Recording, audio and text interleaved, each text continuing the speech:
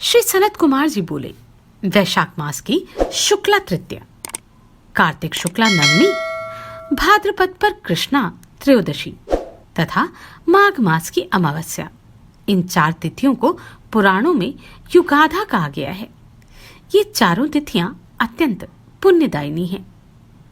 चंद्रमा या सूर्य के ग्रहण के समय 3 अष्टकाओं में अथवा उत्तरायण या दक्षिणायन के आरंभ में जो पुरुष एकाग्रचित्त से पितृगण को तिल सहित जल भी दान करता है, वह मानो 1 सहस्त्र वर्ष के लिए श्राद्ध कर देता है। यह परम रहस्य स्वयं पितृगण ही कहते हैं। नमस्कार। अगर आप किसी कारणवश मुझे सब्सक्राइब नहीं कर सकते तो लाइक अवश्य कीजिएगा। विष्णु पुराण, गृहस्थ संबंधी सदाचार का वर्णन।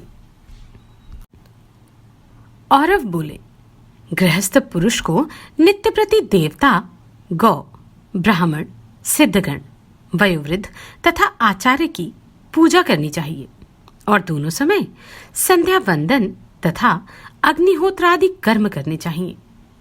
गृहस्थ पुरुष सदा ही संयम पूर्वक रहकर बिना कहीं से कटे हुए 2 वस्त्र, उत्तम औषधियां और गारुड़ अर्थात मरकत आदि विष नष्ट करने वाले रत्न धारण करे। वह केशों को स्वच्छ और चिकना रखे तथा सर्वदा सुगंध युक्त सुंदर वेश और मनोहर श्वेत पुष्प धारण करे। किसी का थोड़ा सा भी धन हरण न करे, थोड़ा सा भी अप्रिय भाषण न करे। जो मिथ्या हो ऐसा प्रिय वचन भी कभी न बोले, ना कभी दूसरों के दोषों को ही कहे। हे पुरुष श्रेष्ठ, दूसरों की स्त्री अथवा दूसरों के साथ बैर करने में कभी रुचि न करे, निंदित सवारी में कभी न चढ़े और नदी तीर की छाया का कभी आश्रय न ले। बुद्धिमान पुरुष लोक विदिष्ट, पतित, उन्नत और जिसके बहुत से शत्रु हों ऐसे परपीड़क पुरुषों के साथ तथा कलूटा के स्वामी, शूद्र, मिथ्यावादी, अति व्ययशील, निंदापरायण और दुष्ट पुरुषों के साथ कभी मित्रता न करे, न कभी मार्ग में अकेला चले। हे नरेश्वर, जल प्रवाह के वेग में सामने पड़कर स्नान न करे, जलते हुए घर में प्रवेश न करे और वृक्ष की चोटी पर न चढ़े। दांतों को परस्पर न घिसे, नाक को न कुरेदे तथा मुंह को बंद किए हुए जम्हाई न ले, न बंद मुख से खांसे या श्वास छोड़े। बुद्धिमान पुरुष जोर से न हंसे और शब्द करते हुए अधो वायु न छोड़े तथा नखों को न चबावें, तिनका न तोड़ें और पृथ्वी पर भी न लिखें। हे प्रभु, विचक्षण पुरुष मूछ दाढ़ी के बालों को न चबावें, 2 ढेलों को परस्पर न रगड़ें और अपवित्र एवं निंदित नक्षत्रों को न देखें, नग्न परस्त्री को और उदय अथवा अस्त होते हुए सूर्य को न देखें तथा शव और शवगंध से घृणा न करें, क्योंकि शवगंध सोम का अंश है। चौराहा, चैत्य वृक्ष, शमशान, उपवन और दुष्टा स्त्री की समीपता, इन सब का रात्रि के समय सर्वथा त्याग करें। बुद्धिमान पुरुष अपने पूजनीय देवता, ब्राह्मण और तेजोमय पदार्थों की छाया को कभी न लांघे तथा शून्य, वनखंडी और शून्य घर में कभी अकेला न रहे। केश, अस्थि, कंटक, अपवित्र वस्तु, बलि, भस्म, तुष तथा स्नान के कारण भीगी हुई पृथ्वी का दूर ही से त्याग करें। प्राग पुरुष को चाहिए कि अनार्य व्यक्ति का संग न करे, कुटिल पुरुष में आसक्त न हो, सर्प के पास ना जाएं और जग पड़ने पर अधिक देर तक लेटे ना रहें। हे नरेश्वर, बुद्धिमान पुरुष जागने, सोने, स्नान करने, बैठने, शय्या सेवन करने और व्यायाम करने में अधिक समय ना लगावे। हे राजेंद्र, प्राग पुरुष दांत और सींग वाले पशुओं को, ओस को तथा सामने की वायु और धूप का सर्वथा परित्याग करे। नग्न होकर स्नान, शयन और आचमन ना करे। तथा केश खोलकर आचमन और देव पूजन न करें। होम तथा देवार्चन आदि क्रियाओं में, आचमन में, पुण्यवाचन में और जप में एक वस्त्र धारण करके प्रवृत्त न हो। संशयशील व्यक्तियों के साथ कभी न रहें। सदाचारी पुरुषों को आधे क्षण का संग भी अति प्रशंसनीय होता है। बुद्धिमान पुरुष उत्तम अथवा अधम व्यक्तियों से विरोध न करें। हे राजन, विवाह और विवाद सदा समान व्यक्तियों से ही होना चाहिए। प्राग पुरुष कलह न बढ़ावे तथा व्यर्थ बैर का भी त्याग करें। थोड़ी सी हानि सह लें, किंतु बैर से कुछ लाभ होता हो तो उसे भी छोड़ दें। स्नान करने के अनंतर स्नान से भीगी हुई धोती अथवा हाथों से शरीर को न पोंछें तथा खड़े खड़े केशों को न झाड़ें और आचमन भी न करें। पैर के ऊपर पैर न रखें। गुरुजनों के सामने पैर न फैलावें और धृष्टता पूर्वक उनके सामने कभी उच्चासन पर न बैठें। देवालय, चौराहा, मांगलिक द्रव्य और पूज्य व्यक्ति, इन सब को बाईं ओर रखकर न निकलें तथा इनके विपरीत वस्तुओं को दाईं ओर रखकर न जाएं। चंद्रमा, सूर्य, अग्नि, जल, वायु और पूज्य व्यक्तियों के सम्मुख पंडित पुरुष मलमूत्र त्याग न करें और न थूके ही। खड़े खड़े अथवा मार्ग में मूत्र त्याग न करें तथा श्लेष्मा अर्थात थूक, विष्टा, मूत्र और रक्त को कभी न लांघें। भोजन, देव पूजा, मांगलिक कार्य और जप होम आदि के समय तथा महापुरुषों के सामने थूकना और छींकना उचित नहीं है। बुद्धिमान पुरुष स्त्री का अपमान न करें, उनका विश्वास भी न करें तथा उनसे ईर्ष्या और उनका तिरस्कार भी कभी न करें। सदाचार परायण प्राग पुरुष मांगलिक द्रव्य, पुष्प, रत्न, घृत और पूज्य व्यक्तियों का अभिवादन किए बिना कभी अपने घर से ना निकलें। चौराहों को नमस्कार करें, यथा समय अग्निहोत्र करें, दीन दुखियों का उद्धार करें और बहुश्रुत साधु पुरुषों का सत्संग करें। जो पुरुष देवता और ऋषियों की पूजा करता है, पितृगण को पिंडोदक देता है और अतिथि का सत्कार करता है, वह पुण्य लोकों को जाता है। जो व्यक्ति जितेंद्रिय होकर समय अनुसार हित, मित और प्रिय भाषण करता है, हे राजन, वह आनंद के हेतुभूत अक्षय लोकों को प्राप्त होता है। बुद्धिमान, लज्जावान, क्षमाशील, आस्तिक और विनयी पुरुष विद्वान और कुलीन पुरुषों के योग्य उत्तम लोकों में जाता है। अकाल मेघ गर्जन के समय, पर्व दिनों पर, अशौच काल में तथा चंद्र और सूर्य ग्रहण के समय बुद्धिमान पुरुष अध्ययन न करे। जो व्यक्ति क्रोधित को शांत करता है, सबका बंधु है, मत्सर शून्य है, भयभीत को सांत्वना देने वाला है और साधु स्वभाव है, उसके लिए स्वर्ग तो बहुत थोड़ा फल है। जिसे शरीर रक्षा की इच्छा हो, वह पुरुष वर्षा और धूप में छाता लेकर निकले, रात्रि के समय और वन में दंड लेकर जाए तथा जहां कहीं जाना हो सर्वदा जूते पहनकर जाए। बुद्धिमान पुरुष को ऊपर की ओर, इधर उधर अथवा दूर के पदार्थों को देखते हुए नहीं चलना चाहिए। केवल युग मात्र अर्थात 4 हाथ पृथ्वी को देखता हुआ चले। जो जितेंद्रिय दोष के समस्त हेतुओं को त्याग देता है, उसके धर्म, अर्थ और काम की थोड़ी सी भी हानि नहीं होती। जो विद्या, विनय, संपन्न, सदाचारी प्राग पुरुष पापी के प्रति पाप में व्यवहार नहीं करता, कुटिल पुरुषों से प्रिय भाषण करता है तथा जिसका अंतःकरण मैत्री से द्रवीभूत रहता है, मुक्ति उसकी मुट्ठी में रहती है। जो वीतराग महापुरुष कभी काम, क्रोध और लोभादि के वशीभूत नहीं होता तथा सर्वदा सदाचार में स्थित रहते हैं, उनके प्रभाव से ही पृथ्वी टिकी हुई है। अतः प्राग पुरुष को वही सत्य कहना चाहिए जो दूसरों की प्रसन्नता का कारण हो। यदि किसी सत्य वाक्य के कहने से दूसरों को दुख होता जाने तो मौन रहे, यदि प्रिय वाक्य को भी अहितकर समझे तो उसे ना कहें। उस अवस्था में तो हितकर वाक्य ही कहना अच्छा है, भले ही वह अत्यंत अप्रिय क्यों ना हो। जो कार्य इहलोक और परलोक में प्राणियों के हित का साधक हो, मतिमान पुरुष मन, वचन और कर्म से उसी का आचरण करें।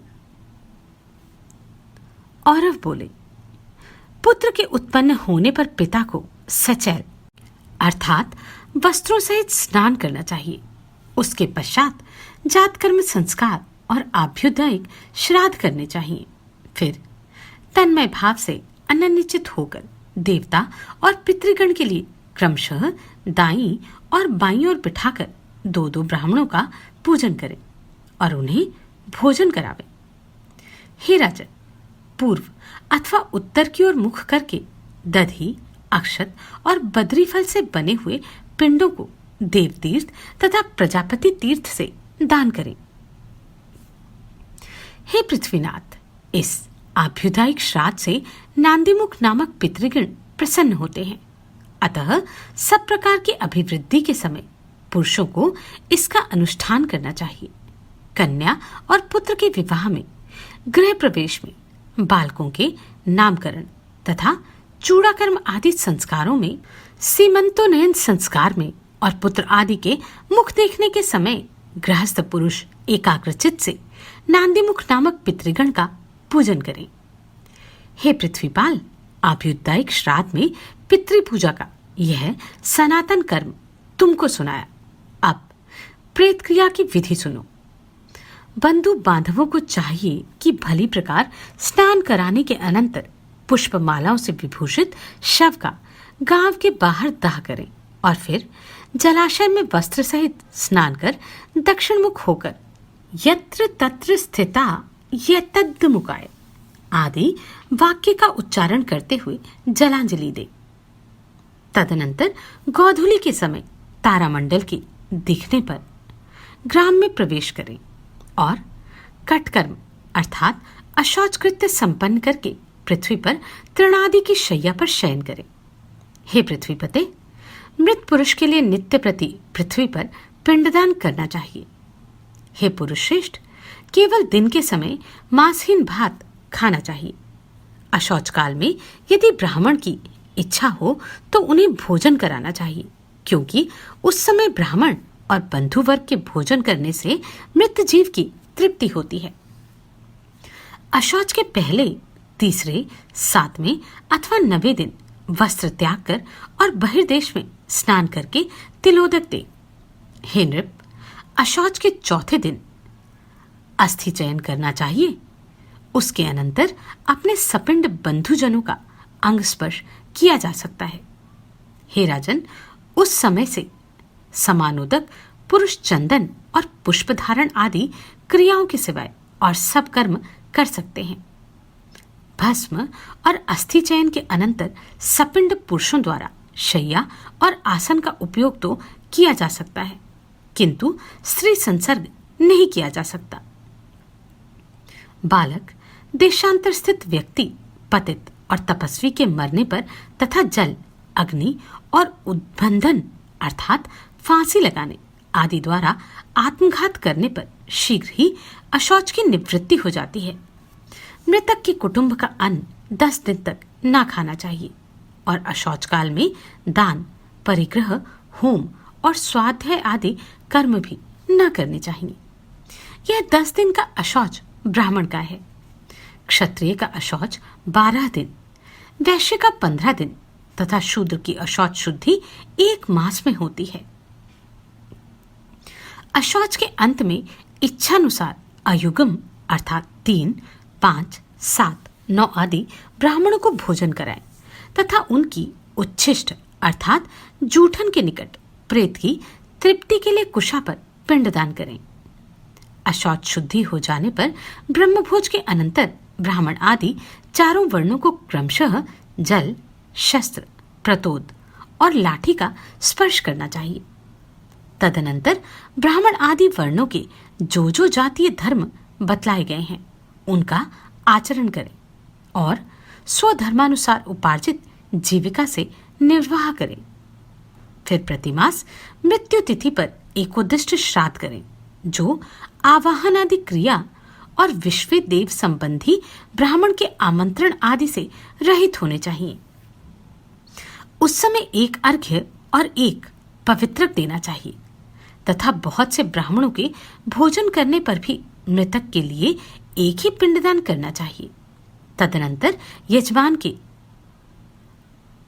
अभिरम्यताम ऐसा कहने पर ब्राह्मणगण अभिरता स्मः ऐसा कहें और फिर पिंडदान समाप्त करने पर अमुकस्य अक्षयम इदम उपतिष्ठताम इस वाक्य का उच्चारण करें। इस प्रकार 1 वर्ष तक प्रतिमास एकोदिष्ट कर्म करने का विधान है। हे राजेंद्र, वर्ष के समाप्त होने पर सपिंडीकरण करें। उसकी विधि सुनो। हे पार्थिव, इस सपिंडीकरण कर्म को भी 1 वर्ष 6 मास अथवा 12 दिन के अनंतर एकोदिष्ट श्राद्ध की विधि से ही करना चाहिए। इसमें तिल, गंध और जल से युक्त 4 पात्र रखें। इनमें से 1 पात्र मृत पुरुष का होता है तथा 3 पितृगण के होते हैं। फिर मृत पुरुष के पात्र स्थित जलादि से पितृगण के पात्रों का सिंचन करें। इस प्रकार मृत पुरुष को पितृत्व प्राप्त हो जाने पर संपूर्ण श्राद्ध धर्मों के द्वारा उस मृत पुरुष से ही आरंभ कर पितृगण का पूजन करें। हे राजन, पुत्र, पौत्र, प्रपौत्र, भाई, भतीजा अथवा अपनी सपिंड संतति में उत्पन्न हुआ पुरुष ही श्राद्ध आदि क्रिया करने का अधिकारी होता है। यदि इन सब का अभाव हो तो समानोदक की संतति अथवा मातृपक्ष के सपिंड अथवा समानोदक को इसका अधिकार है। हे राजन, मातृकुल और पितृकुल दोनों के नष्ट हो जाने पर स्त्री ही इस क्रिया को करे, अथवा यदि स्त्री भी ना हो तो साथियों में से ही कोई करे, या बांधवहीन मृतक के धन से राजा ही उसके संपूर्ण प्रेत कर्म करवाए। संपूर्ण प्रेत कर्म 3 प्रकार के हैं: पूर्व कर्म, मध्य कर्म तथा उत्तर कर्म। इनके पृथक पृथक लक्षण सुनो। दाह से लेकर जल और शस्त्र आदि के स्पर्श पर्यंत जितने कर्म हैं उनको पूर्व कर्म कहते हैं, तथा प्रत्येक मास में जो एकोदिष्ट श्राद्ध किया जाता है वह मध्य कर्म कहलाता है। और हे नृप, सपिंडीकरण के पश्चात मृतक व्यक्ति के पितृत्व को प्राप्त हो जाने पर जो पितृकर्म किए जाते हैं वे उत्तर कर्म कहलाते हैं। माता पिता, सपिंड, समानोदक, समूह के लोग अथवा उसके धन का अधिकारी राजा पूर्व कर्म कर सकते हैं, किंतु उत्तर कर्म केवल पुत्र, दौहित्र आदि अथवा उनकी संतान को ही करना चाहिए। हे राजन, प्रतिवर्ष मरण दिन पर स्त्रियों का भी उत्तर कर्म एकोदिष्ट श्राद्ध की विधि से अवश्य करना चाहिए। अतः हे अनग, उन उत्तर क्रियाओं को जिस जिस विधि से करना चाहिए वह सुनो। और अब बोले, हे राजन, श्रद्धा सहित श्राद्ध कर्म करने से मनुष्य, ब्रह्मा, इंद्र, रुद्र, अश्विनी कुमार, सूर्य, अग्नि, वसुगण, मरुदगण, विश्वदेव, पितृगण, पक्षी, मनुष्य, पशु, सरीसृप, ऋषिगण तथा भूतगण आदि संपूर्ण जगत को प्रसन्न कर देता है। हे नरेश्वर, प्रत्येक मास के कृष्ण पक्ष की पंचदशी अर्थात अमावस्या और अष्टका अर्थात हेमंत और शिशिर ऋतुओं के 4 महीने की शुक्ल अष्टमियों पर श्राद्ध करें। यह नित्य श्राद्ध काल है। अब काम्य श्राद्ध का काल बतलाता हूं, श्रवण करो। जिस समय श्राद्ध योग्य पदार्थ या किसी विशिष्ट ब्राह्मण को घर में आया जाने अथवा जब उत्तरायण या दक्षिणायन का आरंभ या व्यतिपात हो तब काम्य श्राद्ध का अनुष्ठान करें। विषुव संक्रांति पर, सूर्य और चंद्र ग्रहण पर, सूर्य के प्रत्येक राशि में प्रवेश करते समय, नक्षत्र अथवा ग्रह की पीड़ा होने पर, दुस्वप्न देखने पर और घर में नवीन अन्न आने पर भी काम्य श्राद्ध करें। जो अमावस्या, अनुराधा, विशाखा या स्वाति नक्षत्र युक्त हो, उसमें श्राद्ध करने से पितृगण 8 वर्ष तक तृप्त रहते हैं। तथा जो अमावस्या पुष्य, आद्रा या पुनर्वसु नक्षत्र युक्ता हो, उसमें पूजित होने से पितृगण 12 वर्ष तक तृप्त रहते हैं। जो पुरुष पितृगण और देवगण को तृप्त करना चाहते हो, उनके लिए घनिष्ठा, पूर्व भाद्रपदा अथवा शतभिषान नक्षत्र युक्त अमावस्या अति दुर्लभ है। हे पृथ्वीपते, जब अमावस्या इन 9 नक्षत्रों से युक्त होती है, उस समय किया हुआ श्राद्ध पितृगण को अत्यंत तृप्तिदायक होता है। इनके अतिरिक्त पितृभक्त इलापुत्र महात्मा पुरुरवा के अति विनीत भाव से पूछने पर श्री सनत कुमार जी ने जिनका वर्णन किया था, वे अन्य तिथियां भी सुनो। श्री सनत कुमार जी बोले, वैशाख मास की शुक्ला तृतीया, कार्तिक शुक्ला नवमी, भाद्रपद पर कृष्णा त्रयोदशी तथा माघ मास की अमावस्या, इन 4 तिथियों को पुराणों में युगाधा कहा गया है। ये चारों तिथियां अत्यंत पुण्यदायिनी हैं। चंद्रमा या सूर्य के ग्रहण के समय, 3 अष्टकाओं में अथवा उत्तरायण या दक्षिणायन के आरंभ में जो पुरुष एकाग्रचित्त से पितृगण को तिल सहित जल भी दान करता है, वह मानो 1 सहस्त्र वर्ष के लिए श्राद्ध कर देता है। यह परम रहस्य स्वयं पितृगण ही कहते हैं। यदि कदाचित माघ की अमावस्या का शतभिषा नक्षत्र से योग हो जाए, तो पितृगण की तृप्ति के लिए यह परम उत्कृष्ट काल होता है।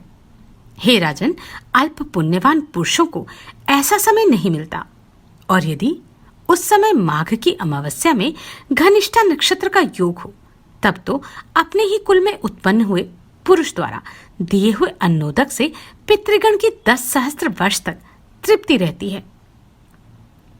तथा यदि उसके द्वारा पूर्व भाद्रा पद नक्षत्र का योग हो और उस समय पितृगण के लिए श्राद्ध किया जाए, तो उन्हें परम तृप्ति प्राप्त होती है और वे 1 सहस्त्र युग तक शयन करते रहते हैं। गंगा, शतद्रु, यमुना, विपाशा, सरस्वती और नैमिषारण्य स्थित गोमती में स्नान करके पितृगण का आदरपूर्वक अर्चन करने से मनुष्य समस्त पापों को नष्ट कर देता है। पितृगण सर्वदा यह गान करते हैं कि वर्षाकाल अर्थात भाद्रपद शुक्ल त्रयोदशी के मघा नक्षत्र में तृप्त होकर फिर माघ की अमावस्या को अपने पुत्र पौत्रादि द्वारा दी गई पुण्य तीर्थों की जलांजलि से हम कब तृप्ति लाभ करेंगे। विशुद्ध चित्त, शुद्ध धन, प्रशस्त काल, उपर्युक्त विधि, योग्य पात्र और परम भक्ति, ये सब मनुष्य को इच्छित फल देते हैं। हे पार्थिव, अब तुम पितृगण के गाए हुए एक श्लोक का श्रवण करो। उन्हें सुनकर तुम्हें आदरपूर्वक वैसा ही आचरण करना चाहिए। पितृगण कहते हैं, हमारे कुल में क्या कोई ऐसा मतिमान धन्य पुरुष उत्पन्न होगा जो वित्त लोलुपता को छोड़कर हमें पिंडदान देगा, जो संपत्ति होने पर हमारे उद्देश्य से ब्राह्मणों को रत्न, वस्त्र, यान और संपूर्ण भोग सामग्री देगा, अथवा अन्न वस्त्र मात्र वैभव होने से जो श्राद्ध काल में भक्ति विनम्र चित्त से उत्तम ब्राह्मणों को यथाशक्ति अन्न ही भोजन कराएगा, या अन्नदान में भी असमर्थ होने पर जो ब्राह्मण श्रेष्ठों को कच्चा धान्य और थोड़ी सी दक्षिणा ही देगा, और यदि इसमें भी असमर्थ होगा तो कहीं तुझ श्रेष्ठ को प्रणाम कर 1 मुट्ठी तिल ही देगा, अथवा हमारे उद्देश्य से पृथ्वी पर भक्ति विनम्र चित्त से 8 या 7 तिलों से युक्त जलांजलि ही देगा, और यदि इसका भी अभाव हो तो कहीं न कहीं से 1 दिन का चारा लाकर प्रीति और श्रद्धा पूर्वक हमारे उद्देश्य से गौ को खिलावेगा। तथा इन सभी वस्तुओं का अभाव होने पर जो वन में जाकर अपने कक्षमूल अर्थात बगल को दिखाता हुआ सूर्य आदि दिक्पालों से उच्च स्वर से यह कहेगा, मेरे पास श्राद्ध कर्म की योग्य न वित्त है, न धन और न कोई अन्य सामग्री, अतः मैं अपने पितृगण को नमस्कार करता हूँ। वे मेरी भक्ति से ही तृप्त लाभ करें। मैंने अपनी दोनों भुजाएं आकाश में उठा रखी हैं। और अब बोले, हे राजन, धन के होने अथवा न होने पर पितृगण जिस प्रकार बतलाया गया है, वैसा ही जो पुरुष आचरण करता है वह उस आचार से विधिपूर्वक श्राद्ध ही कर देता है। नमस्कार, मैं आभा शर्मा जावास। यदि आपको मेरा ये प्रयत्न सराहनीय लगा हो तो मुझे सब्सक्राइब करके प्रोत्साहित करें।